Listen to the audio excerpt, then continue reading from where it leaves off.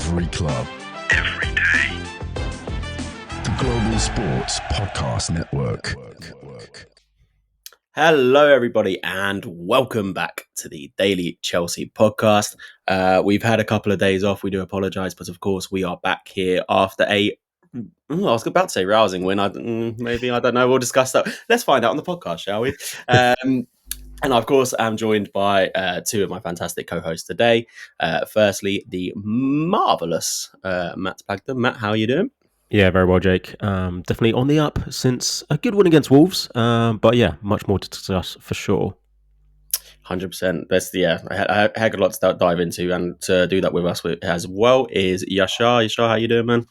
Gassed. 3 points, top four. Easy as that. 3 points. So that's what we needed. Don't take much to make a Chelsea fan happy these days. No, it's not, especially youthful Yash. Guys, so of course, Chelsea won 3-1 against Wolves on Monday Night Football. As good of a result it was, there was certainly a lot to discuss to take away from that game, especially considering what our next game is, which maybe at the start of the season when we faced them, we didn't really think it would be a top four battle that we'd be playing out at Manchester City. However, that is the team we play on the weekend. They are the champions of England.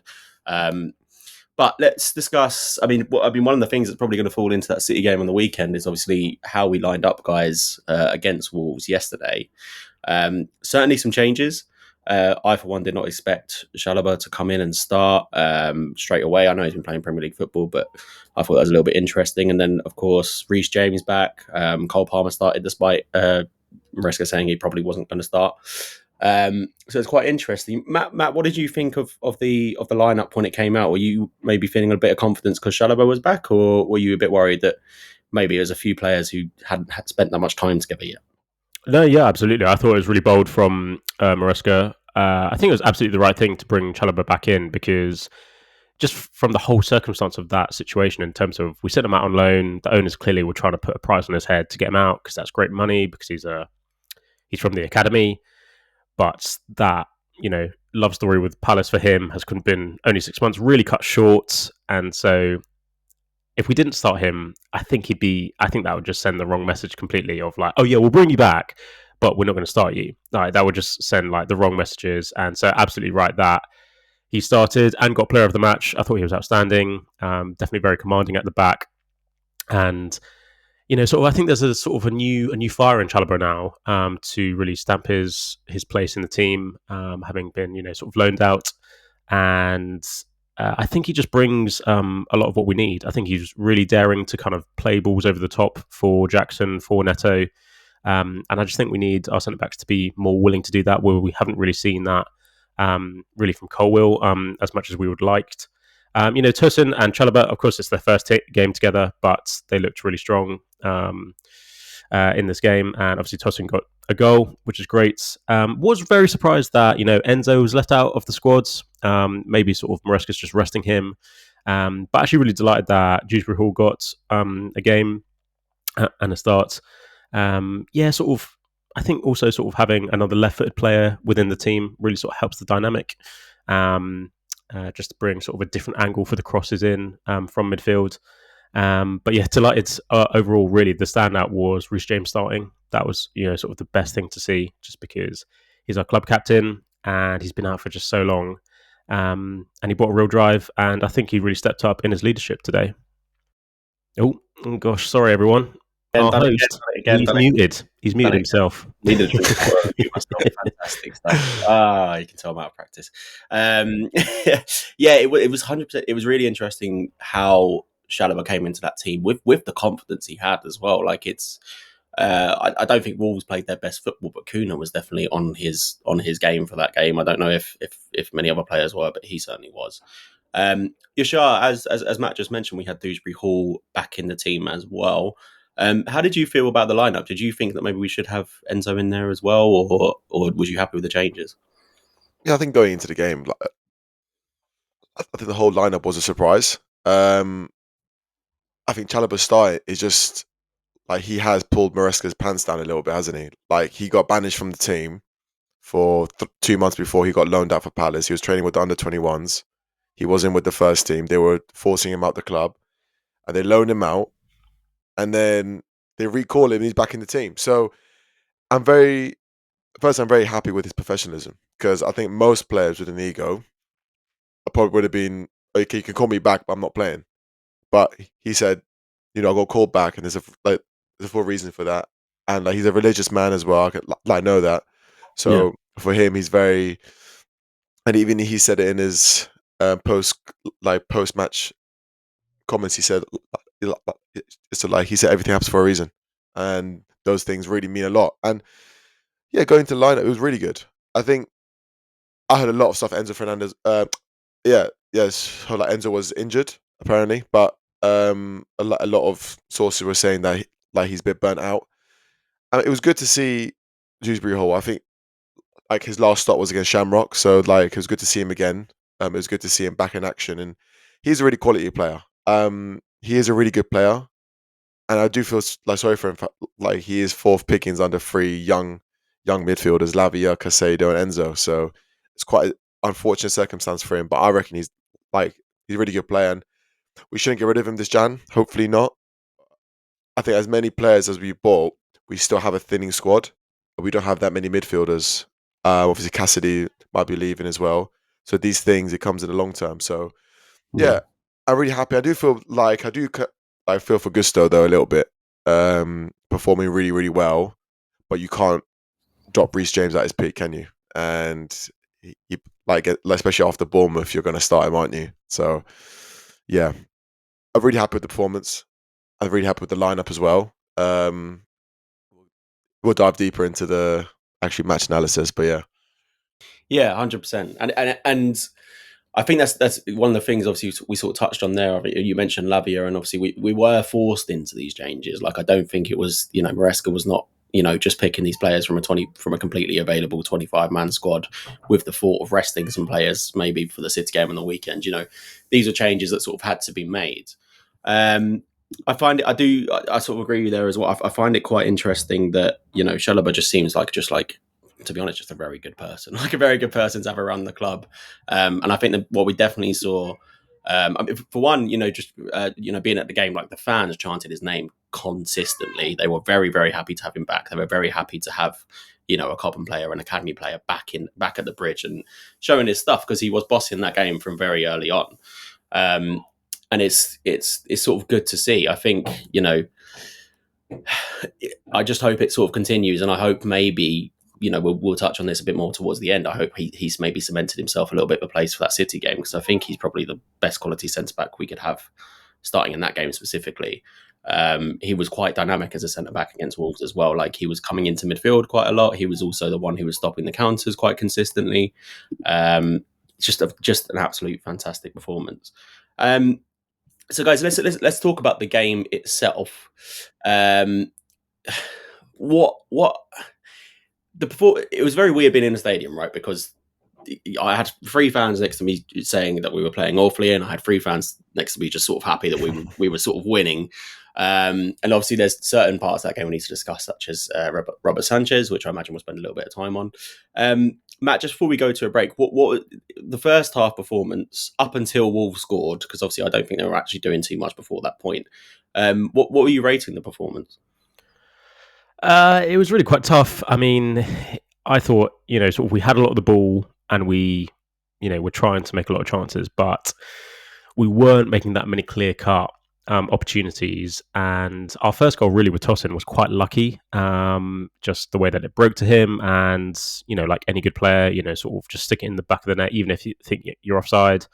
And thankfully, VAR in this occasion goes in our favour, when it actually has gone against us quite a lot, I feel, this season. So the overall performance was okay.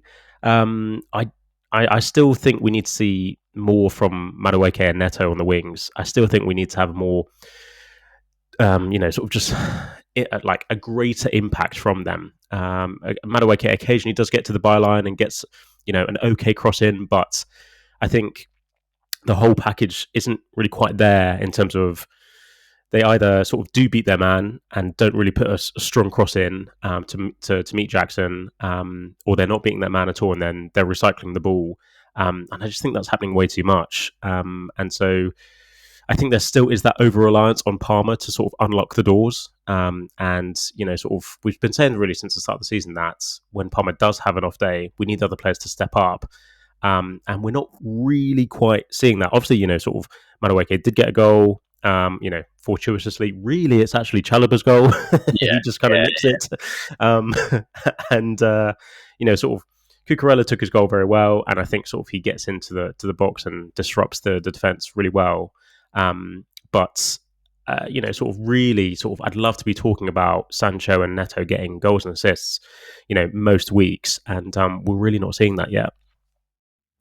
Yeah, I agree with you there. I think we need improvement, and it seems the board may think in a similar way if transfer rumours are to be believed, which of course we will discuss a little bit later on as well. Yashar, we'll get your thoughts on the first half. But first, we'll take a very quick break. See you all shortly. Do you have a story to tell that the world needs to hear? Have you struggled with reaching new audiences who are engaged with your story? It might be time for you to start a podcast. Let me tell you about a platform we use here at Global Sports Podcast Network. Zencastr makes it easy to start a high-quality podcast built for growth from day one. With 4K video recording from your phone and AI editing that automatically removes ums, ahs, your nose, and 22 other speech patterns, Zencastr makes it super easy to start a podcast that sounds great. Ready to tell your story? Check out the link in the show description to learn more about Zencastr. And we are back on the Daily Chelsea podcast, obviously discussing the 3-1 win against Wolves. Matt just gave us his sort of thoughts and opinions on the first half before we conceded the goal. Yashar, I'll go slightly further. How would you assess our first half performance, even including the goal that we conceded? Yeah, I think echoing from Matt, it is something like we did. Was it a good performance? Yes, but in the grand scheme of things, we do need to be better. And there's moments in that game where you look at compared to how we did against, for example, against the Spurs and the Arsenals, that we played really, really well. And then there's moments where you're like thinking, why are we not playing like that? So I think going from that, we held the ball well, and we were we dominated, and that's what we do. I think in a lot of games we dominate the first 30 to 35 minutes, and then suddenly the last 10 to 15 minutes we just under the cosh for no reason. So that's what we did. We let Wolves back in it, and then a unbelievable error from Sanchez. And I've said this for how many months now. He would not start for 80% of Premier League teams. He wouldn't now. And I was going through like the goalkeepers in the Premier League. I reckon he's only better than 2, if that. What's the two? What's the two? Probably better than Jose Sarr, I reckon. And he's better than Ramsdale, in my opinion. But everyone else, I think Ramsdale's a debatable one. Yeah, I think I would genuinely rather have Ramsdale at this point. And that's the thing, right? It's funny you say that, because Southampton has 6 points, right? They have 6 points, and you'd rather have a goalkeeper from Southampton. And this is what I'm saying, right? It's funny how Maresca sees him as this ball-playing genius at the back, and Jurgensen isn't. And like, I get it. We haven't got any good goalkeepers right now, and that is funny that we spent over £1 billion and we don't even have a good goalkeeper. And it just undermines everything that we have at Chelsea. We've always had good goalkeepers. We've had Czech, and these goalkeepers, we had Courtois, we've had Czech. These goalkeepers are legendary. These goalkeepers are Holt staples. And then you bring players like him, who are just honestly one of the worst goalkeepers we've had at the club. And this is not me trying to use him as a scapegoat. This is not me. It's the fact. He is not a good goalkeeper, not good enough for Chelsea level, not even good enough for Southampton's level. And that's the thing, is Ramsdale will start over him, and he wouldn't even be on the bench for Southampton. He'll be sold instantly to Saudi. So hashtag Saudi, come on. to Saudi. And to be honest, even Saudi wouldn't take him. Probably Dubai would take him for a little bit. Yeah, I think. All jokes aside, was the performance good? It was okay. It was okay. It wasn't an edge of the seat moving backwards and forwards. Again, we dominated 35 minutes of it, and then we let Wolves back in it, and then Sanchez had a brain fart, and then that happened. So that's what happens, unfortunately. Yeah, it's not even. I used to say it was sort of like a weird one with Sanchez, but I think it is now. He's just not. It's not a weird one. He's He's- just one of the worst goalkeepers. No, I reckon this is a big statement. He's probably the worst goalkeeper Chelsea have had in the Premier League era. God, even worse than Pidgley, and he only played one game. Yeah, one game. Come on. Let's give it. I think I'd rather have Pidgeot at this point. I remember He's the Boy worst is- goalkeeper Chelsea's had in the Premier League era. That Yeah, is the statement. He is one of probably the worst. I might be showing my age slightly here. I imagine you do remember Ed De Hoy, but I used to see Ed De Hoy quite often, and he was sort of the main keeper. The mainstay we had before Petr Cech came in. Dutch goalkeeper, I think, very, very erratic. He did similar stuff. Like sometimes he would just have like 3 open players and then just put the ball at his feet instead and have a little dribble around just to have a bit of fun. Like he was a bit mental. Ranieri eventually got rid of him. But yeah, man, I agree with you. With Sanchez, he needs to. There is no good decision making in his head. There is decent shot stopping ability there, and I think agree. I agree. that's what's got him into different clubs and different roles. But the amount of time, the fact that we have chosen him as the goalkeeper for this system specifically, where players are constantly being pressed because they are asking for the ball quite often, spreading wide. So therefore, your players your passes need to be like perfect to be able to get to them. I've never seen that from Sanchez ever. I've never seen me it. neither. Me neither. Matt, before we move on, what's your opinion on Robert Sanchez at this? 100%. Yeah, we need to somehow get him out of the club. I mean, he's on a contract till 2030. So not sure who decided that, but that was not a good move. And I think in some ways, he's not. In some ways, he's similar to Jackson in terms of the frustration, but Jackson is much better because Jackson actually has output and other elements of his game that he does very, very well. The thing with Sanchez is that he fumbles for the goal, but then the next corner, he just punches away. So he can do it. You can do it. So why don't you do it the first time? Just like can do it. Exactly, you can do it. So you just believe in yourself. Yeah, it's just like. And it's just like we spent 25 million on him. Like that is a lot of money, and even though that's maybe relatively lower in today's market, that is still 25 million pounds. And I don't believe that the defense in front of him feel confident when he's in goal. I think particularly reminds me of when we beat Brighton 4-2, when the result really should have been like 8-0. And, after the 2 mistakes that he made, just both times he was like, oh, yeah, my bad. As in, that's not good enough. Like, this is Chelsea. And it's starting to look quite bad on the board as well, because I think there's obviously a bit of stubbornness to it in the fact that we went and got Brighton at the time, and for a good 6 months, was their second choice goalkeeper, and we went and spent 25 million on him, and he was nearly instantly promoted to the squad as the main goalkeeper beside when Petrovic had his little golden run, which, we can say we don't really have good goalkeepers. We have a better one. We do have a better one. Yeah. We're just not using him. I just wonder whether it's a politics thing within the club. Like you've got to play him for one reason or another. I think it must be something like. I mean, even when you think about Chalobah, I think even there's a bit of cynicism. Like in the fact that I think Chalobah is being advertised for other people to come in and give higher bids. I think Sanchez is probably staying in goal at the moment because eventually we will need to sell him. And as Yashar says, the only one who's probably really going to be paying money for him is, Dubai. So Saudi will realise how terrible he is, and then and I don't even think they're sort of making those risky moves anymore. Like after what happened with Neymar and a couple of others, I think also Mendy was probably just good enough to have at least a couple more years of us. Although we're going back a bit further now. A quick one about Sanchez. A quick one for those who's watched Inside Out. I like Inside Out 1 or 2, and those things inside his brain. I reckon as soon as a corner or a set piece comes in, they just switch off. He presses a button, and then all of them just gone to bed. And then suddenly, when he messes up, and the goal goes in, he's like, "Oh, I was supposed to punch that out, was I? Oh, my bad. Yeah, my bad, guys. No, this isn't a mid-table battle, guy. Like, no, this isn't something that you can be like, my bad. No, we're competing for top 4. This is hundreds of millions of pounds on the line here.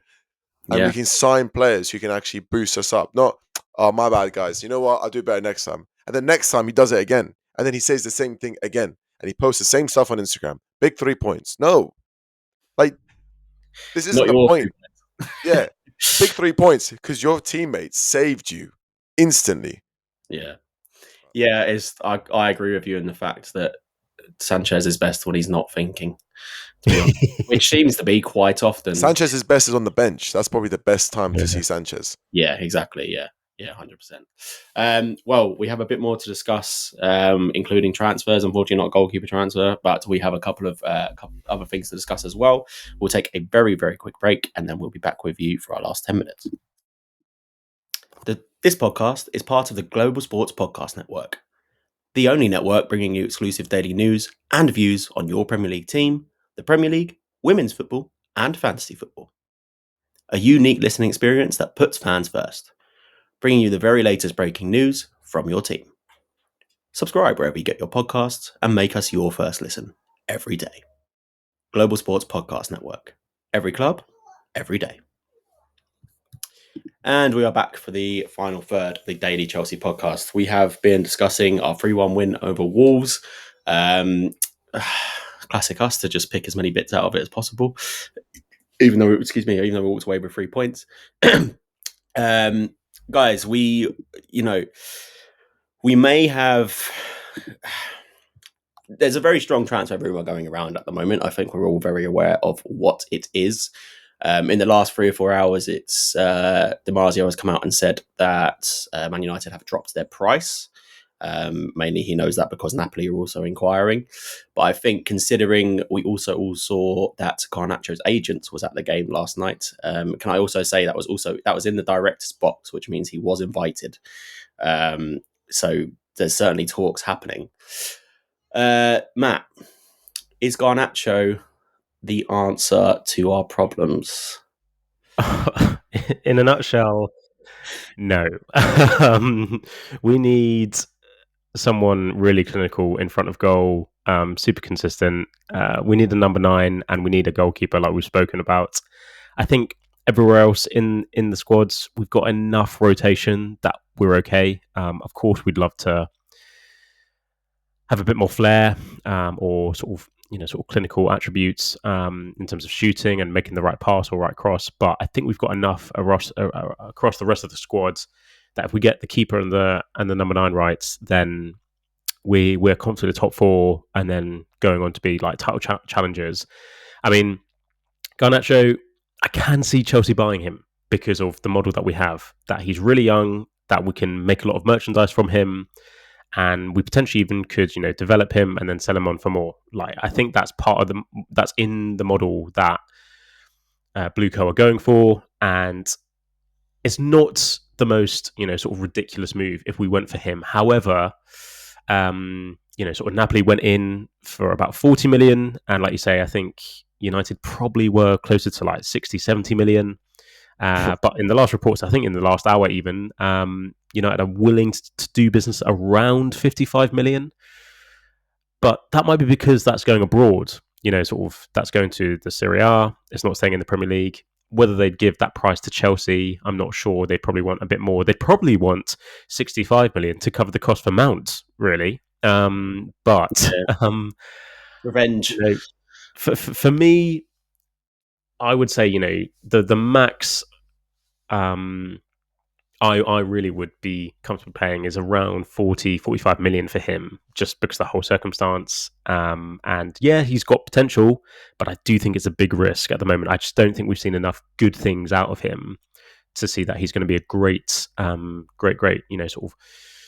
of attacker. But potentially he's the kind of competition that we need. And also, sort of with, Mudryk's ban being still unknown, we might need to get another player in quicker. Yeah, I mostly agree with you there, man. This is the only thing, like, in terms of, like, just picking up on what you just said there. Like, yeah, this is our model of like signing young players and stuff like that. But when does it stop?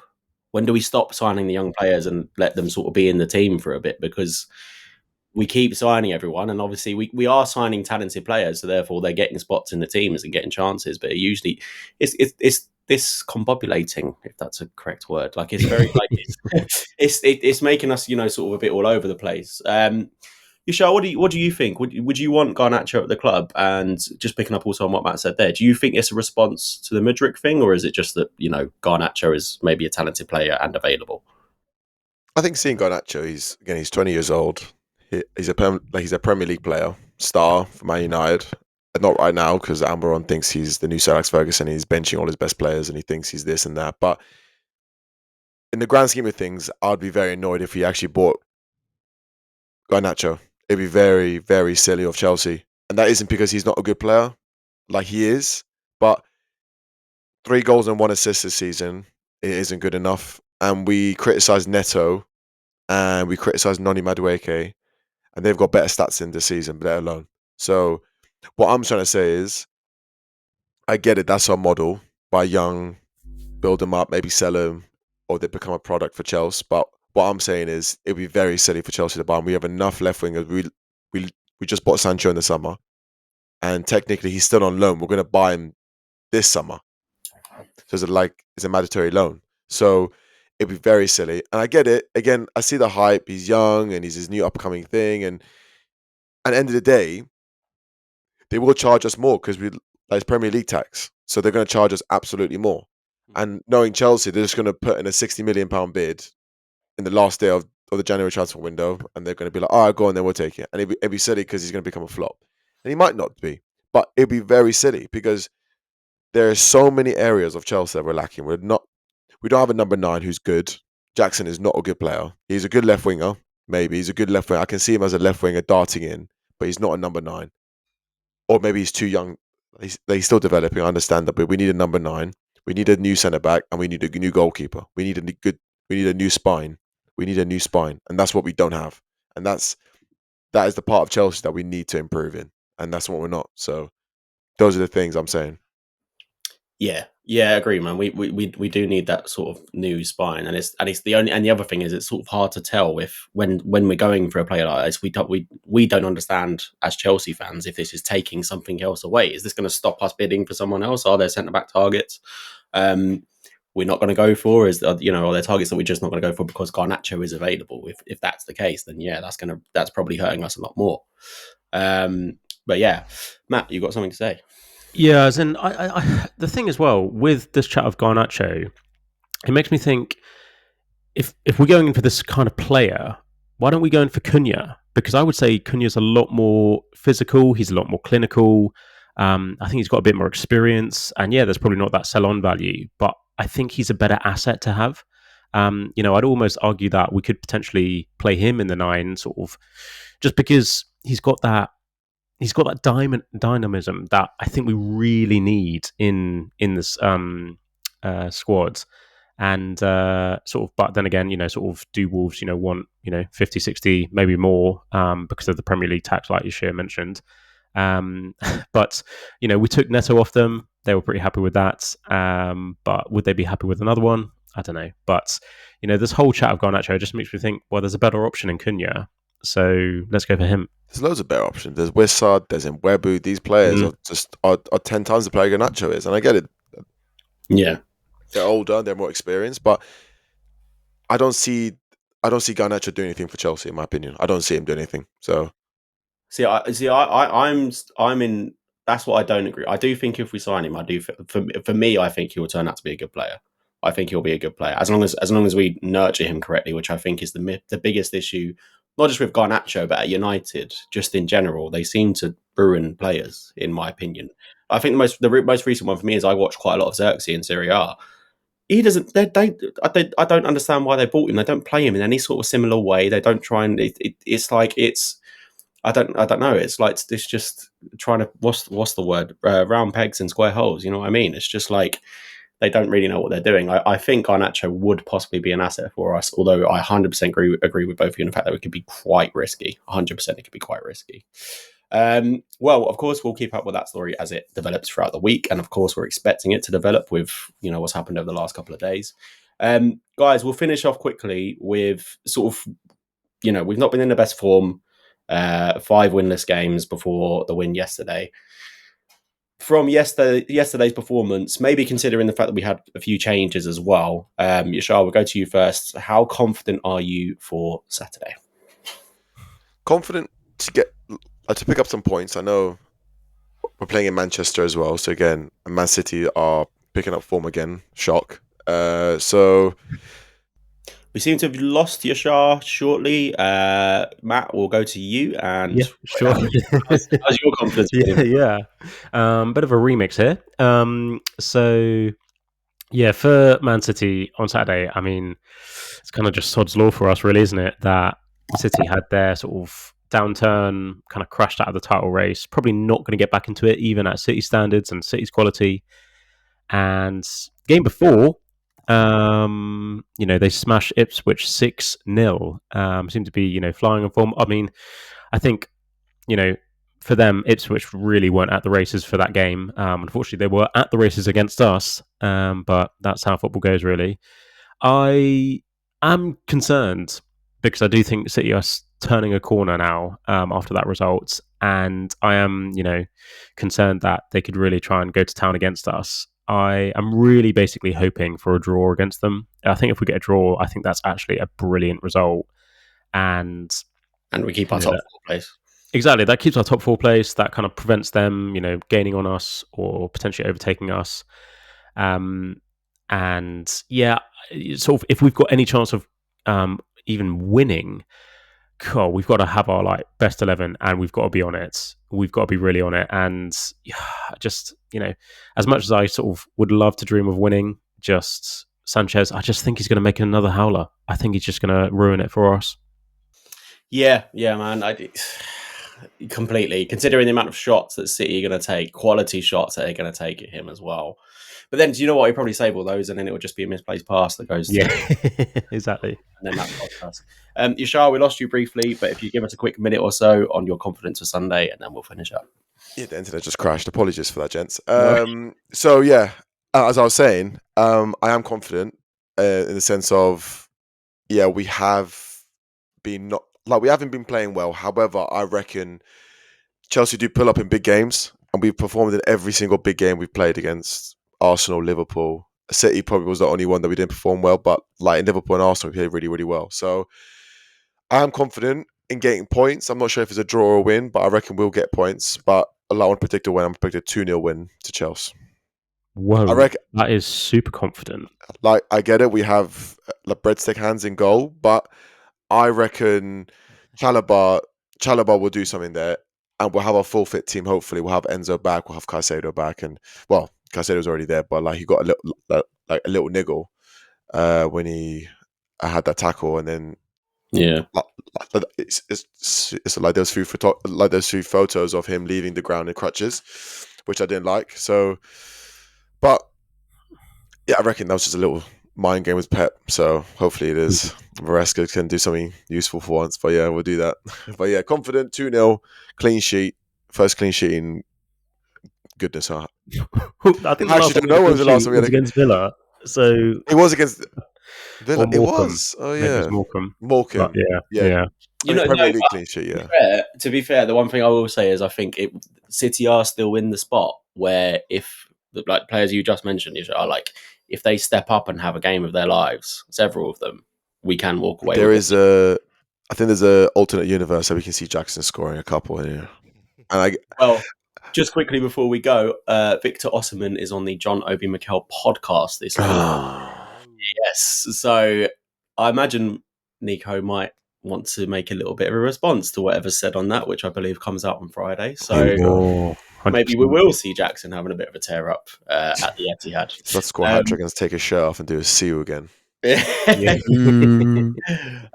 Well, guys, we are out of time, but great discussion on the Wolves game, and of course we are now leading into one of the biggest games of the season, and also a little bit of a chance for revenge for us as well. Obviously our opening day had a good performance but lost 2-0 at home to City.